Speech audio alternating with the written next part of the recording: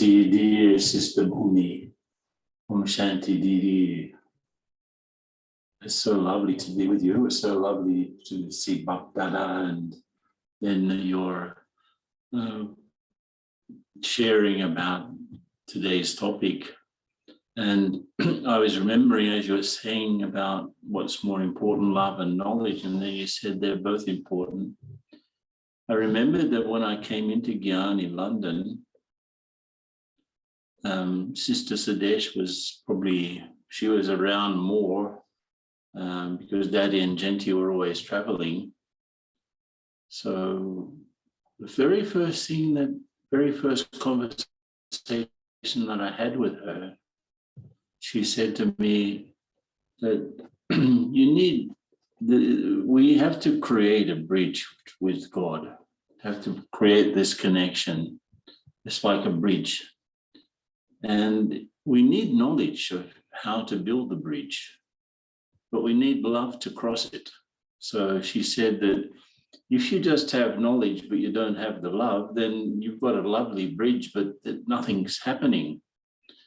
And if you got the bridge already built, you can't cross it. So love and knowledge go together. And of course, if Baba in this morning that we just heard, he asked what our greatest treasures were. Gyan and yoga, the light and the might. And as we put those things into our thoughts, words and actions, we start to create something different. And of course, that different thing that we're creating is the angelic stage, because we're coming out of the human stage and we're going into an angelic stage. And we're building our deity stage all at the same time. So I'd like to share a little bit about the layers of sanskars that we have, which come into play. I'm going to show you an image here. So just go out for a sec. Give me a second here. I've got to share the image. Yeah, here we are. So you see here the Earth, our planet, is sort of cut. There's a sort of a cross section that you can see. So you have the inner core here, which is solid, and then you have an outer core, which is actually liquid, and then you have this sort of lower mantle and an upper mantle, which are sort of semi-solid. And then you have the crust, which includes, of course, all of our countries and our continents and water and so on. Now, everything that's important for our history and geography happens on the surface. So there's no history and geography beneath the surface, right? What happened in the core, of course, there's something there, but what concerns human history, and what we've been through and what we've built up over our lives and what we've accumulated has happened on the surface. So, and I've taken this from the Dharma-based leadership course, this is part of it, but it's just a reflection to show that just as the earth is built up in layers, we also have layers. We have our surface layer, you could say, which is the present life. It's the one that we know, the one that's important, just as the present geography of the world is all important, which is which country and which is another country. Over history, the lines that we've drawn on maps have changed, of course. Bharat used to be very big, now it's just reduced to a small little triangle, but it used to be so big. Gradually it was losing pieces of itself. And so in the same way, what's important to each human being is what their present history and geography is, where they live, where they are, what they do. And of course, that's just the surface of us. And the problem is our surfaces have been built up over many lives. And the surface, just as the history of the world and the geography of the world have changed, the history and geography of the soul have also changed. And so when I think of me, I think of what do I think of? I can't think of my previous births. I can't think of these other layers that are there. I know that they exist. I know that I have an original core, but the surface layers are different. So it's very interesting that we do build up this ego self, which is I am so-and-so, I did this and I did that. And that's pretty much reduced to the surface. And the deep real self, where our original qualities are, which I've shown here, is unknown for most. And even though we know about it as Brahmins, how often during the day am I aware of my original state? And of course, that's when I was closest to Baba, and that's when I was closest to my deity stage as well. So let's say these are two people, these are two individuals, and dealing with others, which is the whole idea of these little sessions, how to live and to work with others. I have to be aware that, let's say I build up a round surface. Let's say my surface sanskars have become like a circle. And now I'm dealing with someone whose surface has become square, just to differentiate. Now here I am, the round one. I would like the other person to be round like me so that I can get on with them.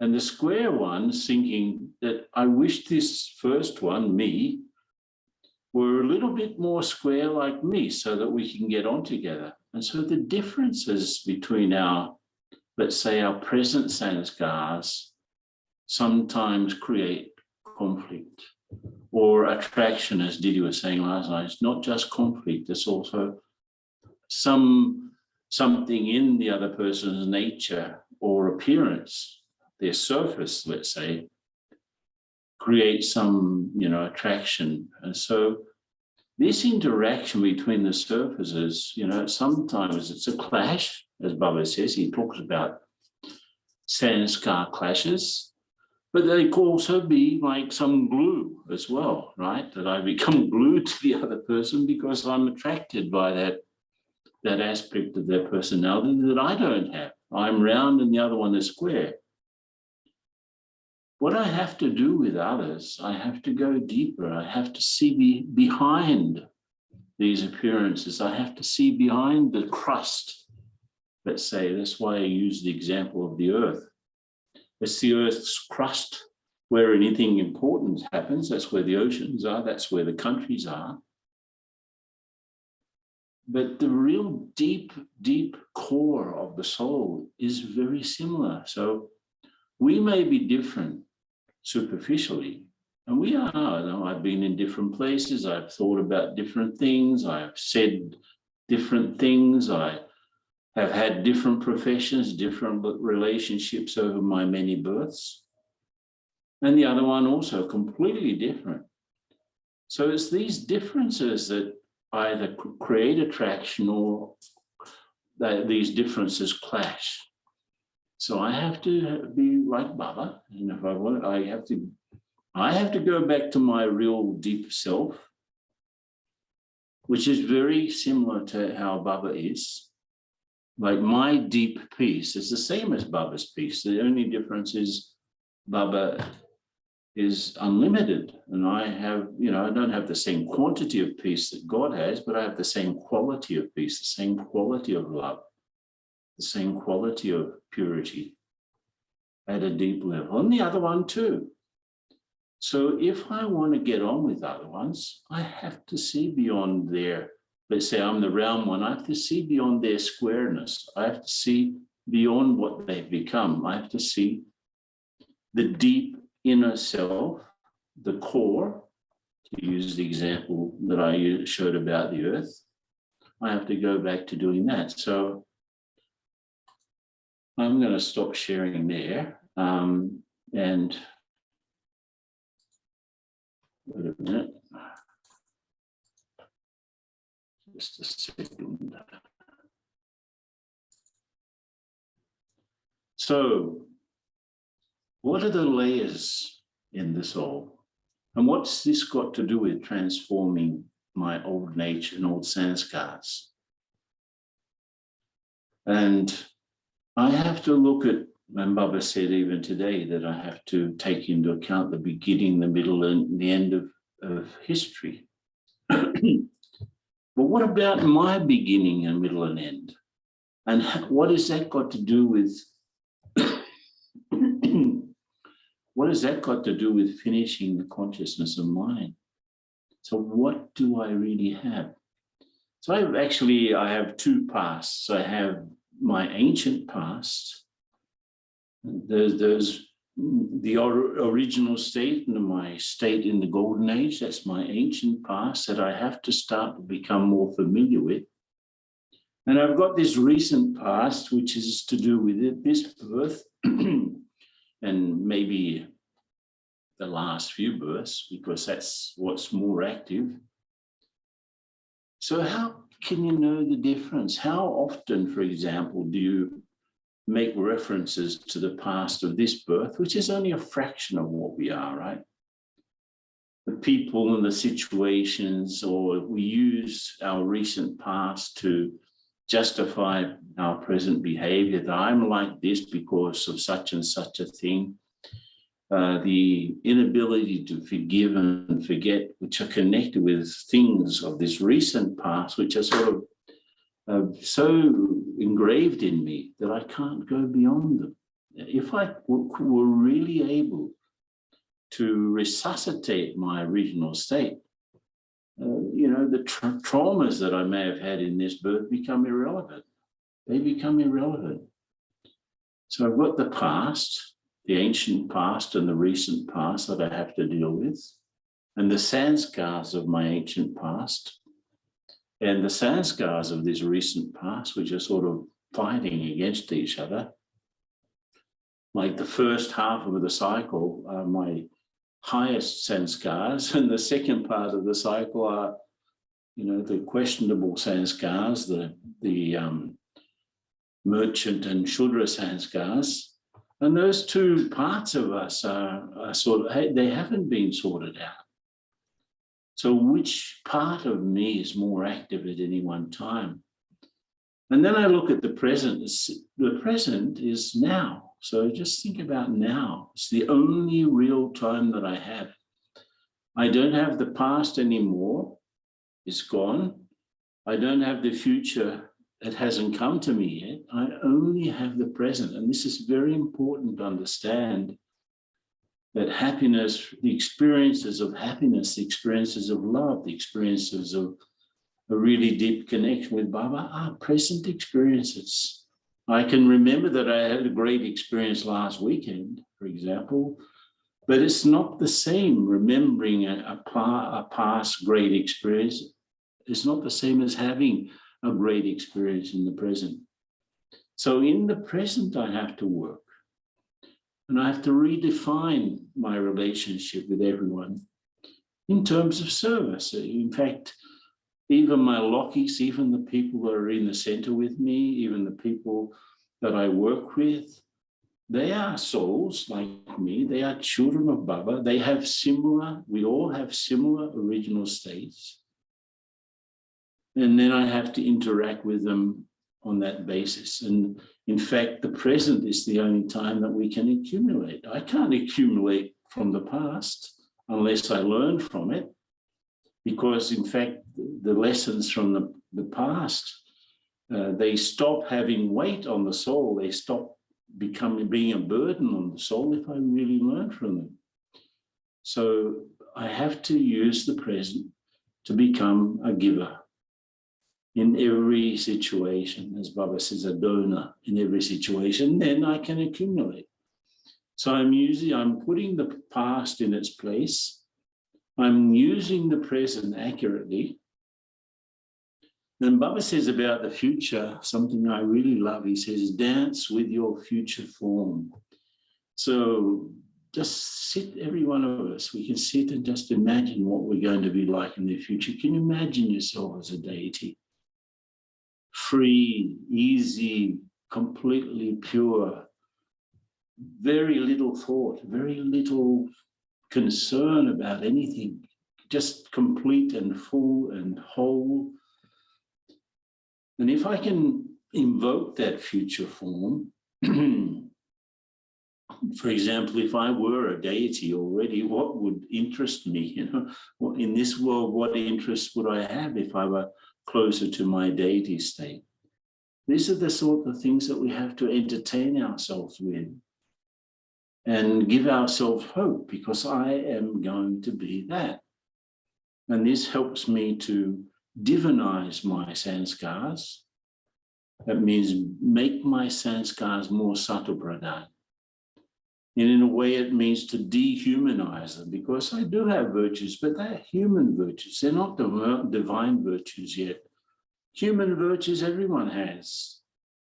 And so they're just the virtues that are controlled by the ego. I am so-and-so, I'm being sweet and I'm being lovable because I need this and I need that. They're very human things. But the divine virtues, when God uses me as his instrument. So these are sort of things that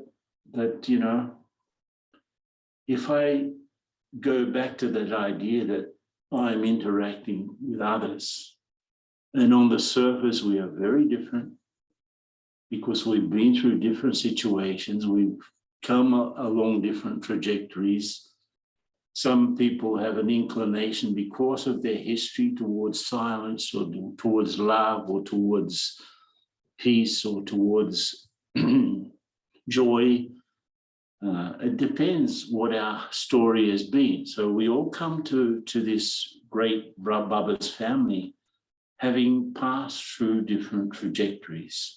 And we come here with all of these differences, and we have to understand, first of all, the context of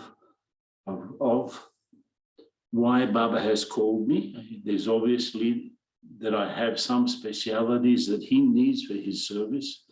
So I have to discover what those specialities are and bring them out, make them divine.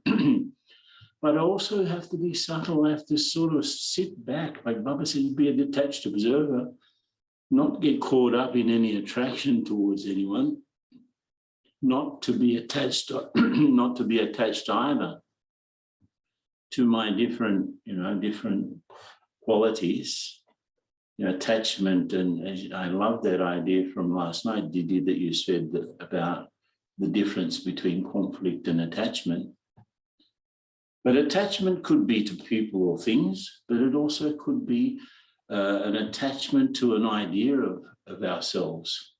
So we're attached to our physical identity, we're attached to our own story, we're attached to our own roles.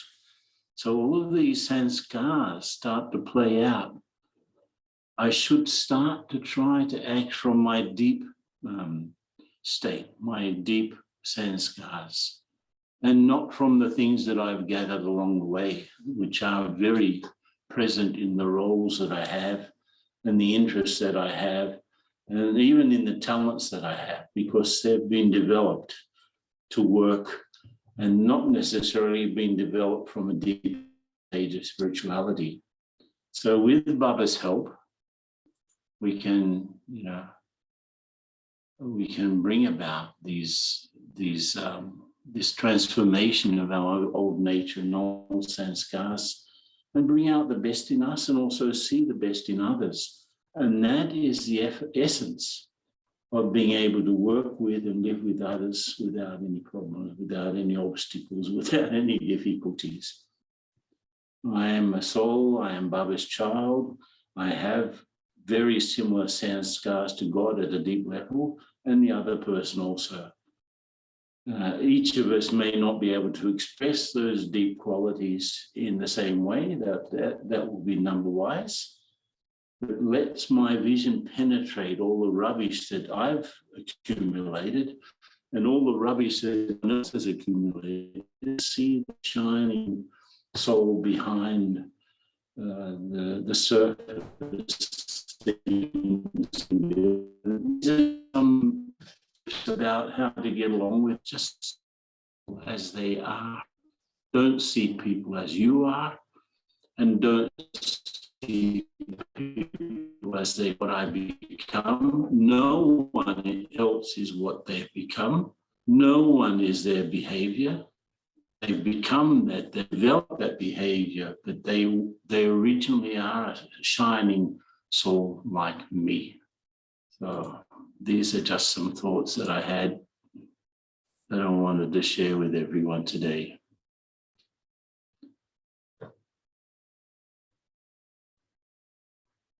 Okay, goodbye to you also. Okay. And of course, I will listen to you wherever I am. We will continue. When are you going to Madhavan? I'm leaving tomorrow morning. That is Saturday. Tomorrow morning. Yeah. Okay. So yes. My flight is midday. So I will be in Delhi for a day, then Udaipur to Shantivan. So 7th I will be there by midday. No, by afternoon, I think. Okay, so, you're carrying the love of everyone from Avyakti Parivar towards Madhavan for sure. So anyway, tomorrow I'll be sharing about Sato, Raj, and Tamu as well in the terms of relationships with others. So I forgot to say that. So I really have a good trip. Yeah, I am taking, of course, love remembrances, but everyone's good wishes for my trip, because I know that these days everything becomes smooth if you all have good wishes for me and for each other whenever, whatever is needed. So I carry both with me, and I know that, I really realized this morning, and as I started my talk, that to do what Baba wants us to do, Maryadas, Shrimad, understand karma philosophy and be responsible. And then, of course, Baba's help is constantly there. So I had been reflecting on that, and I'm sure that everyone's wishes will help me to reach Madhuban. And when I reach there, I'll be meeting you all. So thank you, everyone, and Om Shanti, everyone. Om Shanti, Didi.